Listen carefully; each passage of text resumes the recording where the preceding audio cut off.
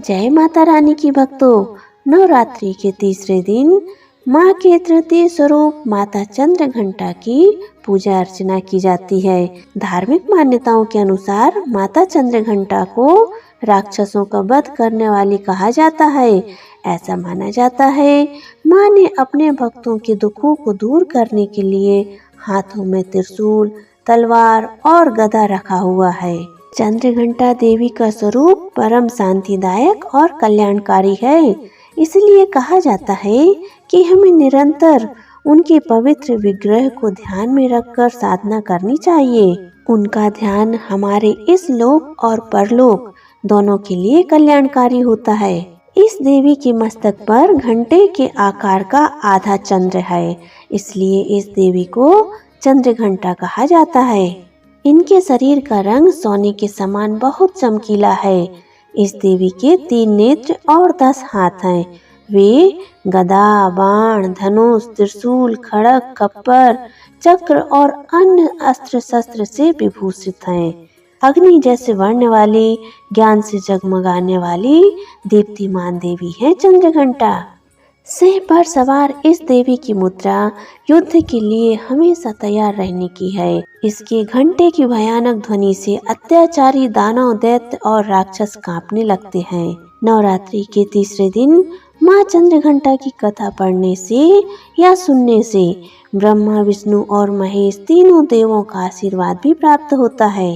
तो आइए सुनते हैं माँ चंद्रघंटा की कथा। देवी पार्वती के विवाहित संस्करण को देवी चंद्रघंटा के नाम से भी जाना जाता है। जब भगवान शिव ने देवी पार्वती से कहा कि वह किसी से विवाह नहीं करना चाहते हैं, तब वह नाराज हो गई। देवी पार्वती को इस तरह देखकर भगवान शिव भावनात्मक रूप से आहत हुए, इसलिए वह देवी पार्वती से विवाह करने के लिए बारात के साथ भगवान हिमवान के घर आए। बारात में कई प्रकार की जीवित प्रजातियां, देव, भूत और अघोरी शामिल थे। अपने दरवाजे पर बारात को देखकर देवी पार्वती जी की मां डर के मारे बेहोश हो गई। देवी पार्वती तब अपने परिवार को शांत करने की कोशिश कर रही थी। इसके बाद उन्होंने देवी चंद्रघंटा के रूप में भगवान शिव के दर्शन किए। उन्होंने शिव को दूल्हे के रूप में घर में प्रवेश करने के लिए विनम्रता से मनाने की कोशिश की। भगवान शिव ने उनकी बात मान ली और खुद को कई प्रकार के गहनों से सुसज्जित किया। चंद्रघंटा माता की यह दूसरी कहानी है। महिषासुर नाम के एक असुर ने स्वर्गलोक पर आक्रमण किया। उसने स्वर्गलोक पर सफलतापूर्वक शासन करने के लिए भगवान इंद्र को हराया। युद्ध के मैदान में हार के बाद देवता स्वर्गलोक से भगवान की मदद लेने के लिए त्रिदेव के पास गए। उन्होंने त्रिदेव को महिषासुर के बारे में बताया कि वह स्वर्गलोक पर शासन करने के लिए भगवान इंद्र, सूर्य, वायु, अन्य सभी को हरा चुका है। वह स्वर्गलोक में अन्य भगवानों पर अत्याचार कर रहा है। पूरी स्थिति सुनकर त्रिदेव क्रोधित हो गए और जैसे ही उन्होंने अपना क्रोध व्यक्त किया, उनके मुंह से तीव्र ऊर्जा निकल गई।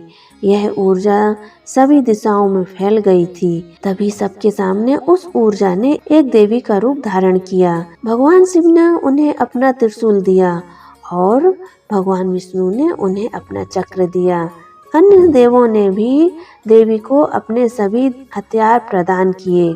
भगवान इंद्र ने देवी को अपना चंद्रमा और घंटी भेंट की। भगवान सूर्य ने अपनी ऊर्जा और तलवार दी। अंत में उन्हें सवारी करने के लिए एक शेर भी दिया गया। तभी हथियारों और शक्ति के साथ देवी चंद्रघंटा महिषासुर के साथ युद्ध करने के लिए रवाना हुई। क्योंकि देवी का चेहरा बहुत सारी ऊर्जा का प्रतिनिधित्व करता था, महिषासुर देखकर डर गया था। फिर उसने अपने असुरों को देवी पर हमला करने का आदेश दिया। देवी दुर्गा को हराने के लिए सभी असुर युद्ध के मैदान में थे। कुछ ही समय में देवी दुर्गा ने उनमें से प्रत्येक पर विजय प्राप्त कर ली। फिर उन्होंने महिषासुर का वध किया और सभी भगवानों को उनके कब्जे से मुक्त कर दिया और स्वर्गलोक उन्हें वापस कर दिया। जय हो चंद्रघंटा माता की। देवी के हर रूप को एक अलग प्रकार का प्रसाद चढ़ाया जाता है। ऐसा कहा जाता है कि प्रसाद देवी के प्रति आपकी भक्ति का प्रतिनिधित्व करता है। देवी चंद्रघंटा को हमेशा दूध से बनी मिठाइयों से ही भोग लगाया जाता है, इसलिए हमें दूध की बनी मिठाइयों का ही भोग लगाना चाहिए। इसे देवी को अर्पित करने के बाद स्वयं खाएं और दूसरों को भी बांटें। ऐसा माना जाता है कि देवी को यह प्रसाद चढ़ाने से आपके सभी दुखों का अंत हो जाता है। देवी चंद्रघंटा की पूजा हमेशा पीले वस्त्र पहनकर करनी चाहिए, क्योंकि देवी की सवारी सिंह है और उनको अपनी सवारी अति प्रिय है। अतः सिंह भी पीले रंग का है, इसलिए हमें चंद्रघंटा देवी की पूजा पीले वस्त्र पहनकर ही करनी चाहिए। माँ चंद्रघंटा की यह कहानी आपको कैसी लगी, कमेंट करके ज़रूर बताइए और कमेंट में जय माता की ज़रूर लिखिए। जय माता की। वीडियो को लाइक और शेयर कीजिए, चैनल को सब्सक्राइब कीजिए। खुश रहिए, खुश रखिए। फिर मिलेंगे। जय माता की।